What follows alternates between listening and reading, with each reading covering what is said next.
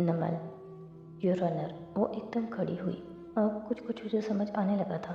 फारिस गाजी इन लोगों की फहरिस्त अदालत के हवाले नहीं कर सकता, क्योंकि वो इज़्ज़तदार लोग हैं। अगर उनको सफ़ेना किया गया तो ये उनकी तौहीन होगी। जैसे एक सबका सरकारी ऑफिसर का बेटा जिसका बाजू फ्रैक्चर हुआ था, वो जज बनने जा रहा है। इस गवाही से उसका कैरियर मुतासिर होगा, वो जल्दी जल्दी कह रही थी।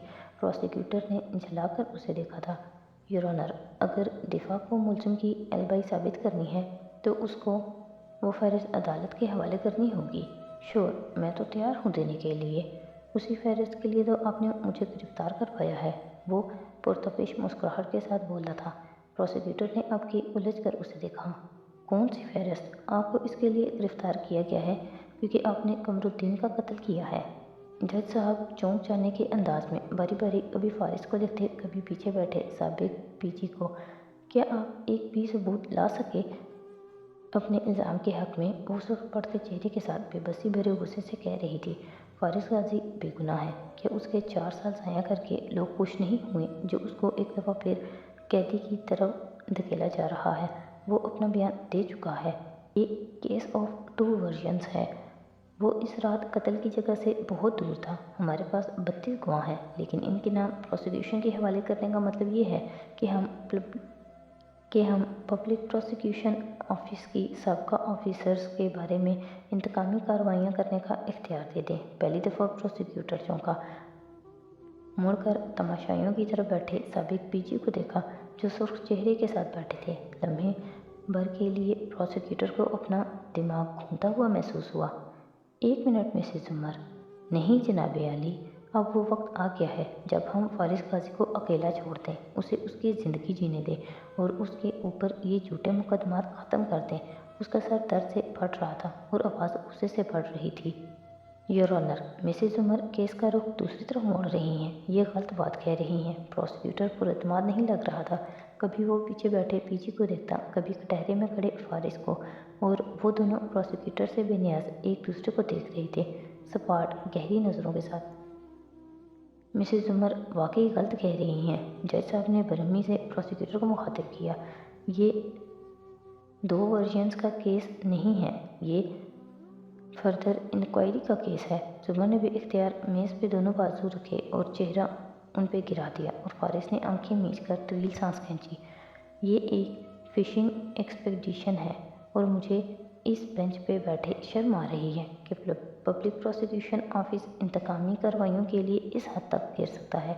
जनाबी आली, ये सिचुएशन को मैनिपुलेट कर रहे हैं। प्रोसिक्यूटर बौखलाकर एहतजाज करने लगा, मगर जज साहब ने गुस्से से हाथ उठाकर उसे खामोश रहने का इशारा किया। सरकारी ऑफिस ने इस केस में अपनी जिम्मेदारी दुरुस्त तरीके से अंजाम नहीं दी। आपके गवाहों के बयानात में झोल है, शवाहिद नाकाफ़ी हैं, शरीके जुर्म क्रेडिबल नहीं हैं।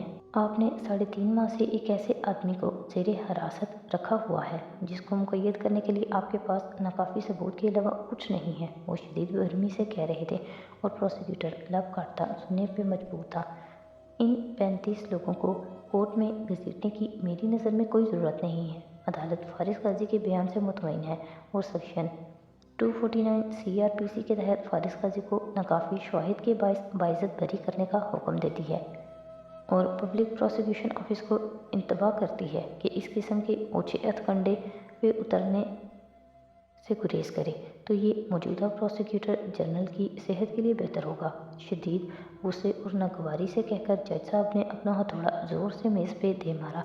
पीछे बैठे साबिक पीजी ने आंखें मीच कर गहरी सांस ली और फिर फारिस को देखकर सर को ज़रा सा खाम दिया और उठकर बाहर चले गए। वो उसके एहसानमंद थे। और आप फारिस तहीर काजी, जज साहब ने रुख उसकी तरफ फेरा। मुझे अफसोस है और शदीद दुख है कि आपको फिशिंग एक्सपेडिशन का शिकार करके इतने माह जेल की सलाखों के पीछे गुजारने पड़े। मैं पब्लिक प्रोसिक्यूशन ऑफिस को एडवाइस दूंगा कि वो आपको माजरत पेश करे। फारिस ने कटहरे की रीलिंग पे हाथ रखे, उठी गर्दन और जख्मी आंखों के साथ बस इतना कहा, आपका शुक्रिया योर ऑनर, लेकिन उनकी माफ़ी मेरी ज़िंदगी के 4.25 साल नहीं लौटा सकती। मेरे ख़ानदान और दोस्तों में हुई मेरी बेइज्जती और तौहीन नहीं ठीक कर सकती। मेरी 2 दफ़ा खो जाने वाली नौकरियां इज्जत से मुझे वापस नहीं मिल सकती। जब आप किसी बेगुनाह आदमी को कैद में डालते हैं तो आप उसको मासूम नहीं रहने देते। वो अपने दिफा के लिए किसी भी हद तक जाने के लिए तैयार हो जाता है। मुझे नहीं मालूम कि कोई खुदा है या नहीं, कोई क़यामत आएगी भी या नहीं, मगर मुझे इतना ज़रूर मालूम है कि बेगुनाह आदमी अपने ऊपर होने वाले जुल्म को रोकने के लिए जो भी करे वो कानूनन और शरन दुरुस्त होता है। बिछे हुए आबरू के साथ वो नीचे उतर आया। जुमर इस वक्त ढेर सारा रोना चाहती थी, मगर वो यहाँ रो भी नहीं सकती थी। बदिक्कत सारे आंसू अंदर उतार कर उसने चेहरा उठाया और निगाहें झुकाई। बाल कान के पीछे अड़सते अपने कागज़ तरतीब से रखने लगी। वो खामोशी से साथ आके खड़ा हो गया। प्रोसिक्यूटर अब जज साहब से बात कर रहा था। सफाइयाँ, माजरतें। समर ने निगाहें झुकाई कागज़ पर लिखा, तुम इस रात अस्पताल भी गए थे या नहीं? फारिस ने कलम उठाकर उसके नीचे लिखा, सिर्फ 25 मिनट के लिए गया था। आपका क्या ख्याल है, मैं इतनी गर्मी में पूरी रात उसी जगह बैठा रहा था। तुमने पहले क्यों नहीं बताया कि उस रात तुम कहीं और थे? आपने पूछा ही नहीं। सादगी से लिखकर कागज़ के साथ कलम उसके सामने रख दिया। समर की तेवरी चढ़ गई। कागज़ पे चंद हिस्से लिखकर उसके सामने डाला। ये मेरी बकाया फ़ीस है, वक्त पे अदा करना। खफगी से सरगोशी की तो फारिस ने मुस्कुराकर उसे देखा। मुझे रिसीव करने नहीं आऊँगी, टैक्सी करके आ जाना। वो रुख मोड़े संजीदगी से जज साहब की तरफ मुतवज्जे थी। और टैक्सी का किराया अपनी गर्लफ्रेंड से मांग लेना। वो उठकर आगे चली गई और वो थकान भरी मुस्कुराहट से उसे देखता रहा। फिर गर्दन मोड़ी तो आमिर अभी तक शशतर बैठा था। उसको मुतवज्जे पाकर आगे हुआ, तो उस रात तुम ऐसी जगह थे जिसके बारे में कोई गवाही देने के लिए तैयार नहीं होगा। वाओ, ऐसे तरीके मुझे क्यों नहीं सूझते? वो महफूज हुआ था। फारिस पीछे को झुका और धीरे से कहने लगा, तुमने मेरे केस के लिए तमाम इन्वेस्टिगेशन की, उसके लिए तुम्हारा उसकी फ़ीस इस पे लिखी है। अहमद ने फ़ौरन उसे एक कार्ड निकालकर उसके सामने रखा। प्लस कछुओं के पैसे अलग हैं, टैक्स अलग है, वीकेंड से पहले अदा कर देना। और वो जो शुक्रिया अदा करने लगा था, रुक कर उस कागज़ को पढ़ने लगा।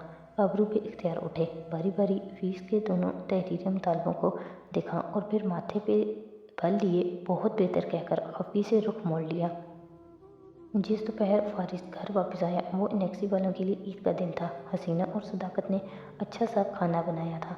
सैम, नुसरत और बड़े अब्बा उसके साथ लाउंज में बैठे थे। सब खुशबाश से बातें कर रहे थे। वो भी मुस्कुराकर उनके सवालों का जवाब दे रहा था। वो थका हुआ मगर मुतमईन लगता था। हुनैन मिलकर स्टडी में चली गई थी। वो कुछ काम कर रही थी। ऐसे में सिर्फ जुमर थी जो अब तक उसे नहीं मिली थी। ऊपर अपने कमरे में वो नाखून दांतों में दबाए इधर उधर टहल रही थी। बार बार दरवाजे की तरफ बढ़ती, फिर सर झटक कर वापस हो लेती। ज़रा सी दर से नीचे से आवाज़ें साफ सुनाई देती थी। सबको शुक्रिया कह रहा था। आपा, आपका शुक्रिया खाना भेजने का। अंकल, आपका शुक्रिया दुआ करने का। सदाकत, तुम्हारा शुक्रिया पता नहीं किस चीज़ का। और मैं जो इतने महीने उसके लिए ख्वार होती रही, मेरा कोई एहसास नहीं। वो खफकी से खुद से बड़बड़ा रही थी। मैं जुमर को देख लूँ, वो एक्सक्यूज़ करके उठ आया था। अब जीने चढ़ने की आवाज़ आ रही थी। जुमर ने जल्दी से तकियों के गिलाफ उतारने नए निकाले और जिस वक्त वो दरवाज़ा ज़रा सा जाकर अंदर दाखिल हुआ, वो मसरूफ़ सी तकियों के गिलाफ बदलती नज़र आ रही थी। अस्सलाम वालेकुम। दरवाजे में खड़े वो ज़रा सा खटका कर बोला।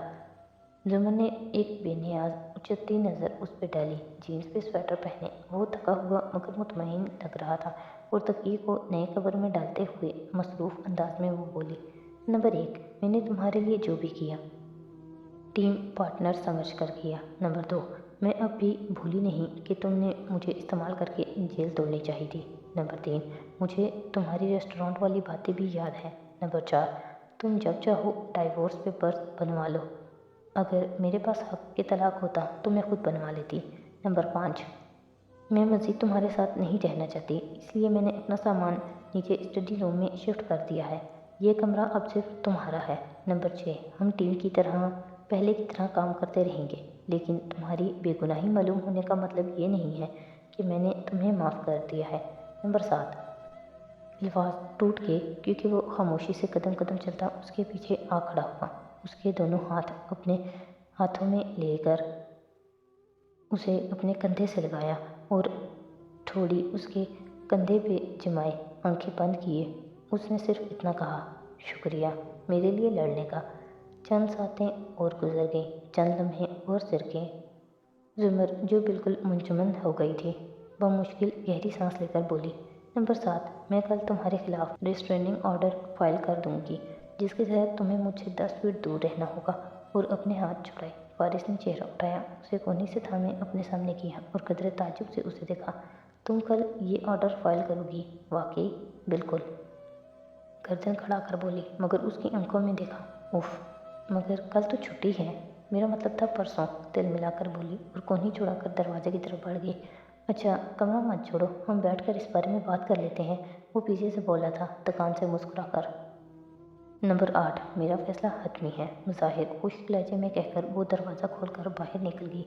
सीढ़ियाँ उतरते उसके कानों से धुएं निकल रहे थे। वह मुश्किल चेहरे को नॉर्मल रखे वो स्टडी में आई तो अंदर नक्शा बदला हुआ था। एक सोफ़ा कम बेड जो फिलहाल खुला हुआ था और उसकी ऊंचाई 2 मीटर जितनी ही थी। ऊपर हुनैन लैपटॉप लिए बैठी थी। अंदर सफ़ेद फ्लैश लगी थी और हन्ना यकटिक उसे देख रही थी। क्या बना? जुमर फ़ौरन उसके करीब आई। मैंने इस फ्लैश ड्राइव के प्रोग्राम को डिक्रप्ट कर लिया है और वो खुल गई है। जुमर को आगे पीछे की हर शय भूल गई। दिलो दिमाग में जैसे सुकून सा उतर आया। Oh really? वो खुशी से कहती उसके साथ आकर बैठी और स्क्रीन को देखा। क्या निकला इसमें से? हुनैन अभी तक शल थी। मैंने इतने महीने लगाए, इतना वक्त बर्बाद किया, सिर्फ एल्सा और अन्ना के लिए। क्या? हुनैन ने स्क्रीन का रुख उसकी तरफ फेरा। इस फ्लैश ड्राइव में सिवाय फ्रोज़न फिल्म के कुछ भी नहीं है। हर तरह से खंगाल चुकी हूँ इसे, मगर यह खाली है। या तो भाई ने असल फ्लैश मुझे नहीं दी या उसने गलत फोल्डर कॉपी किया था। वो अभी तक सुन सी थी। ओह नहीं! जुम्मन ने निढाल सी होकर पीछे को सर गिरा लिया। वो कसरे करदार के लाउंज में जवाहरात करदार गुस्से से इधर उधर टहल रही थी। उसकी रंगत मारे गजब के सिया पट रही थी, जबकि सोफे पे बैठा हाशिम गर्दन पीछे को फेंकता हंसता जा रहा था। जवाहरात ने रुक कर नापसंदीदगी से उसे देखा। वो रिहा होकर हमारे सरों पे फिर से पहुंच गया है और तुम हंस रही हो। उसने विटनेस स्टैंड पे खड़े होकर एडवोकेट जनरल को ब्लैकमेल किया। हा हा हा, वाओ दैट्स कूल। वो हंस रहा था। जुमर को तो मैं देख लूँगी। तो मुझे बताओ, अब हम उसको दोबारा कैसे जेल भेजें? अब पब्लिक प्रोसिक्यूशन ऑफिस में कोई उसको प्रोसिक्यूट नहीं करना चाहेगा। मैंने आपसे कहा था केस जल्द चलवाने की कोशिश ना करें, लेकिन खैर हंसते हंसते वो पल भर को रुका और महफूज अंदाज में जवाहरात को देखा। मैं मज़ीद उसको जेल नहीं भेजना चाहता। उसको सिर्फ एक शख्स अंदर करवा सकता था, कर्नल खावर। अब मज़ीद कोशिश ना कीजिए, वो हमारे लिए ख़तरा नहीं है, ना बन सकता है। अब मूड ठीक करते हुए वो कह रहा था, अब मूव ऑन करने का वक्त है, अच्छे काम करने का वक्त है। कोट का बटन बंद करता उठा। मैं मम्मी एक अच्छा इंसान बनना चाहता हूँ, मैं रास्ता तब्दील करना चाहता हूँ, इसलिए पुरानी दुश्मनियाँ छोड़कर आगे बढ़िए। माँ का शाना थपका कर वो आगे बढ़ गया। जवाहरात वहीं खड़ी कलसती रही, फिर कमरे में आई, दरवाज़ा मुकफ़्फ़ल किया और फ़ोन मिलाया। मुझे अच्छी खबर कब सुनाओगे फंसी? जहर खंद लहजे में वो बोली थी। आज रात काम हो जाएगा, पहले शादी और फिर खबर। सुनकर उसने मोबाइल परे डाला और श्रृंगार में इसके कदावर आईने के सामने आ खड़ी हुई। सफ़ेद और सुर्ख लंबे गाउन में मलबूस वो बेहद खूबसूरत लग रही थी, मगर चेहरे पे छाया कैसो गजब उसके हुस्न को गहना रहा था। शरारे फोड़ती आंखों से आईने को देखते उसने गर्दन में पहनी मोतियों की माला नोच डाली। तड़ तड़ तड़ सफ़ेद चिकने चिकने मोती टूट टूट कर फर्श पे गिरने लगे। ऊपर अपने कमरे में बिस्तर पे सुस्ती से नींदराज पैरों की कैंची बनाए नौशरवान खटाखट मोबाइल पे टाइप किए जा रहा था। बाल बने थे और लिबास से लगता था कि अभी ऑफिस से लौटा है। आंखों में असली बेजारी की जगह मसरूर सा तासुर था, गोया गुफ्तगू में बहुत मुनमिक हो। भाई शादी करने जा रहा है, स्क्रीन पे अल्फाज उभर रहे थे।